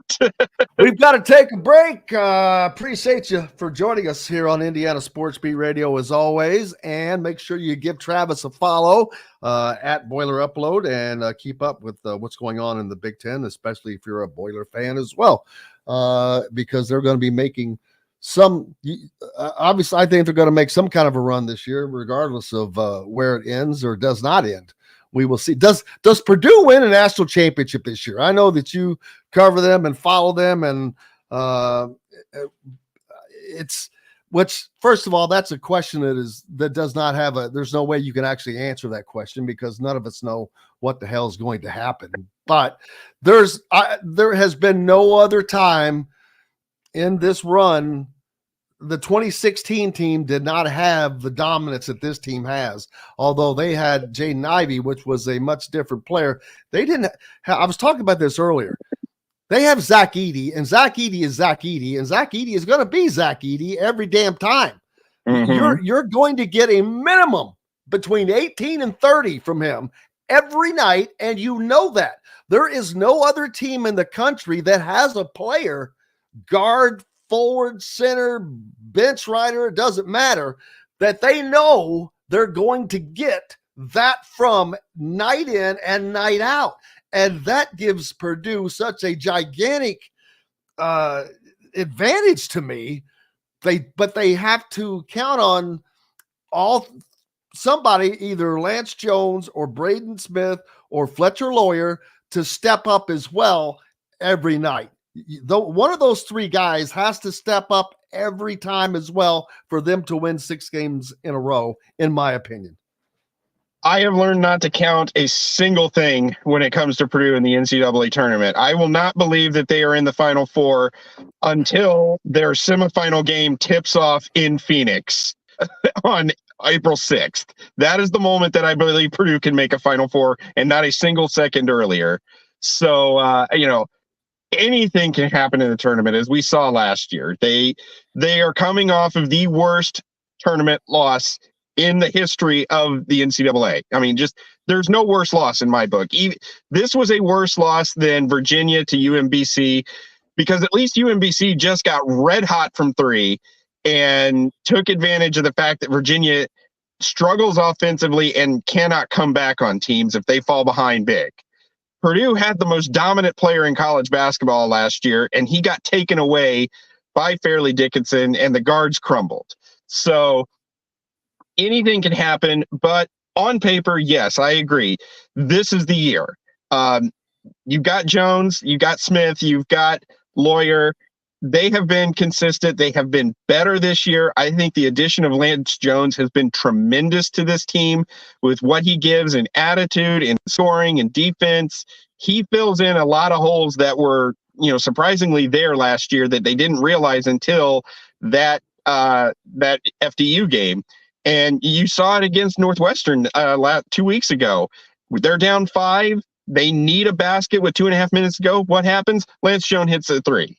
They were missing that element last year. He is the guy that wants to take that shot. He's not afraid to take it. He's not afraid to try and get that big basket that they need late. And then Smith and Lawyer are just better this year. They have improved. Lawyer's kind of going through a little bit of a slump right now. He's not been as visible as he has, but he has his moments. And then Smith is he's passing well. He's keeping control of the basketball. He's not turning it over.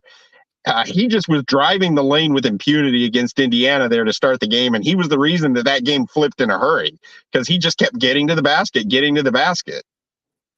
Absolutely. Appreciate you, brother, as always. Look forward to next week. All right. Thanks a lot. Thanks for having me. You betcha. Travis Miller joining us here on Indiana Sports Beat Radio. We're back with more after this, brought to you by our good friends in Sellersburg. And if you're down in that area, you need to keep that championship smile and go see our friend Dr. J at Reynolds Family Dentistry. Back with more after this. We'll be right back for more Indiana Sports Beat Radio with Jim Coyle, presented by Andy Moore Honda of Bloomington. In the market. All right, I'll be right back. I'll be right here. Well, hell, might as well go get some coffee. Might as well. It is swell. Ring the bell. I'm doing well. Please don't tell. We're about to chill.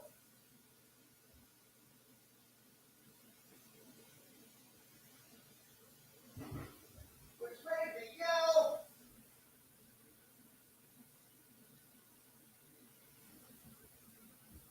From inside of the cell.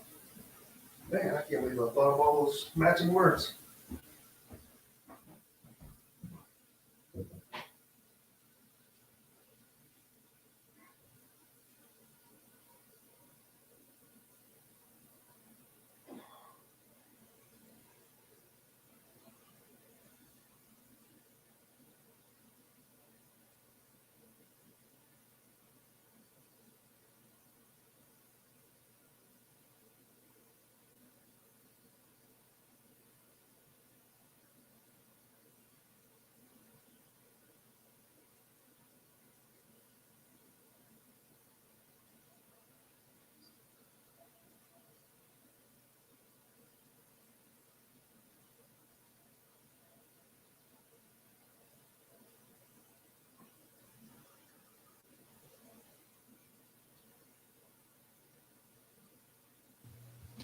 All right. All right. Got about 10 minutes when we come back here. I've got Trey Galloway sound if you want to use it. We've had it for a bit, and yeah, we can do that here if you want.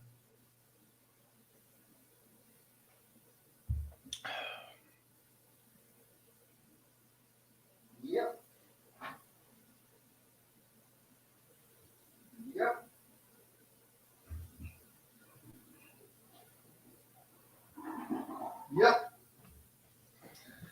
Yep. Yep. Yep. Yep. Yep. Yep. Yep. Yep. Yep. Yep. Yep. Yep.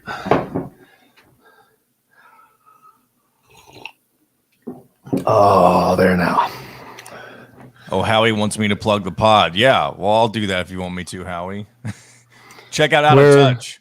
Check out the Out of Touch podcast. He just put a comment. I'm not down there yet. Yeah, check us out. Out of Touch. Me, Dustin, and Mitchell post every Wednesday. There you go, Robert. Subscribe on YouTube.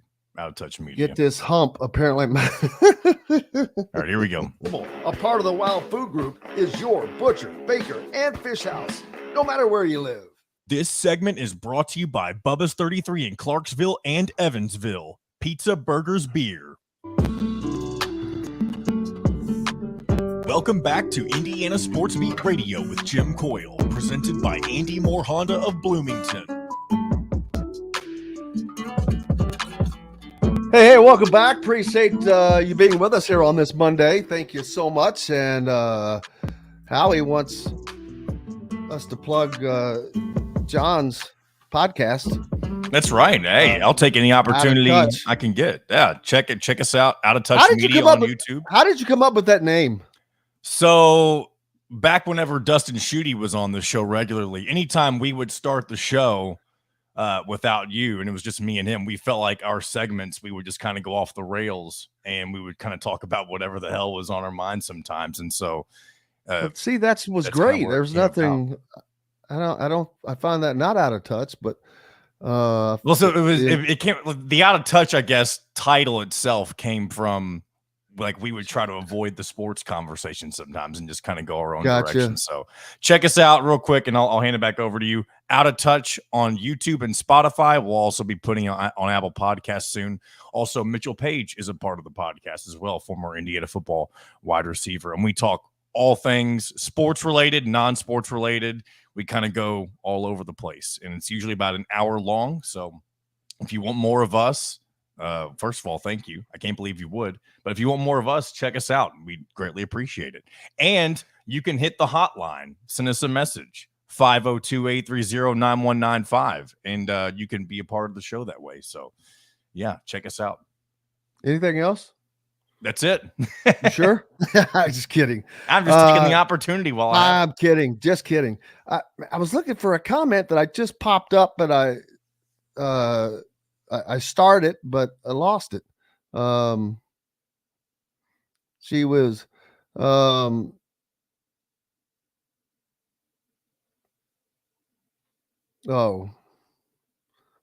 was talking about? Oh, you. Don't be a Weisheimer. I can't read all that. Yeah, it's a long comment. Yeah, too much stuff that I don't care about.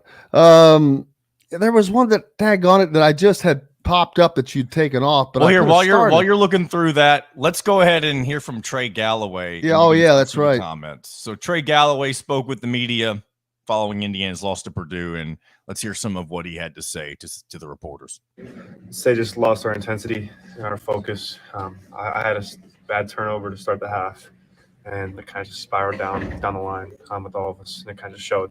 But we got to take care of the ball on the road, and obviously there's very little room for error, and that's what happened. And they won that run, and we couldn't bounce back.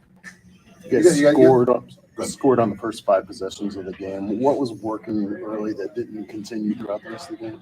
I think our movement and kind of our pace. We got out to a good start, I thought, and that didn't last very long.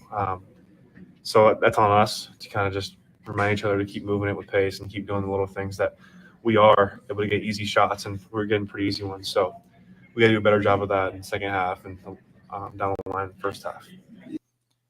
So he said something that I feel like would easily worry fans, and you may have thought the same thing, Jim. But when you say that you realize that things were spiraling out of control, and you're the senior point guard, whether you should be or not, that's up for debate, obviously. But when you are in the position that he's in, and you know that you let things spiral out of control, you've got to be able to step up and eliminate those things from happening. Even if you are playing the best team in the country, if you are the senior point guard, it doesn't matter who you play for, you have to be able to find a way to get your team recomposed. And I think that's one of the biggest weaknesses with this Indiana team. They don't have anybody who can get these guys to settle down on a consistent basis. Well, no, there's no leadership. That's been no secret all year, when the leader was expected to be Xavier Johnson, which even when you're not on the floor, you can be a leader. And I look at someone like Anthony Leal, who tried to do that from the bench much of his time. But it's still, at the end of the day, it has to be one of you guys. It has to be one of the guys that's on the floor constantly and consistently, and they don't have that. They don't have a number of things. They don't have the guard play. Indiana fans love to pick on Purdue as the rival, and I get it to a degree, but at a certain point, I'm like, hey, guys, you're smarter than that. You're better than that. Acknowledge that. It's like, and I'm not picking on anybody. I don't know where the comment is. So I'm just going to say what it was. It talked about how good would Purdue be if you took their point guard out for half the season. So if they didn't have Braden Smith, well, I'm sure that would hurt, but they would probably make an adjustment because you have Fletcher Lawyer. I don't know how well he could play the point if he was asked to play the point, or if you move someone like Lance Jones around, it would definitely change how they do things. But I don't know that it would really stop them from being in the position they're in right now.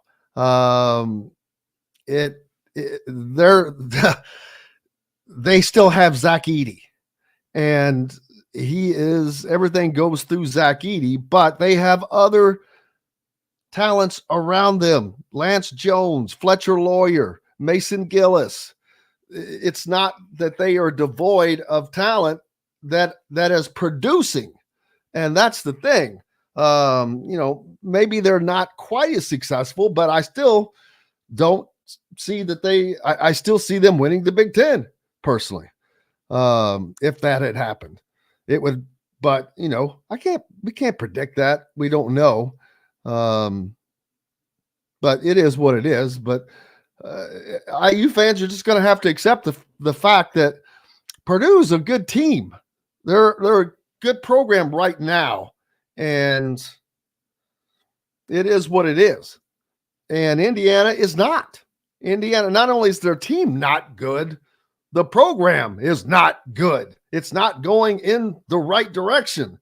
And either, with Mike Woodson acknowledging that they have pieces missing, if he's first just now seeing that's a problem. But of course, the fact that they're in this position shows that either they did not see it and acknowledge it, or they just could not do anything about it.